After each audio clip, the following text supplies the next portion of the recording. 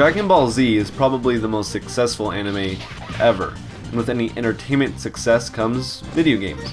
Fighting games mostly in the case of Dragon Ball Z, but with the exception of a butchered NES release, the original and better Dragon Ball series has had few adaptations localized for the States. That's changed within the past 5 years or so, and one of the earliest examples is Dragon Ball Advanced Adventure, surprisingly, for the Game Boy Advance.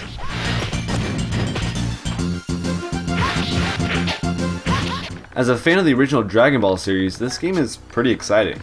A 2D platforming beat-em-up that takes you throughout the whole Dragon Ball series? That sounds fantastic, only there are a couple snags along the way. And first and foremost is the gameplay. But let me preface any and all criticisms by saying Advanced Adventure is in no way a bad game. Kind of average? Sure, but not terrible.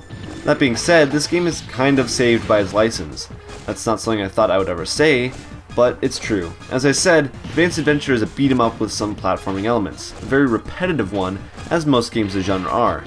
I think that the video footage is pretty self-explanatory, and really, it encapsulates the whole game. The game is very linear, with a few very obvious optional areas with extra health or collectibles. Nothing really changes in the way of Goku's abilities, except for the initial access to energy blasts and some upgrades to health and power. There are a few enemy archetypes, and they're translated between a couple of different sprites and palette swaps. Most levels are 2D platformers, but one-on-one levels try to break them up quite frequently with a more fighting game approach.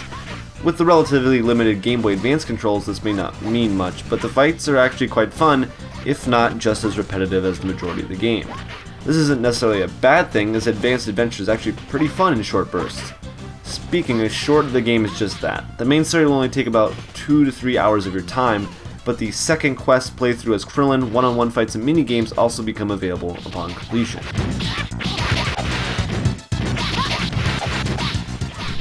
As I've stressed a few times, Dragon Ball Advanced Adventure is not a bad game.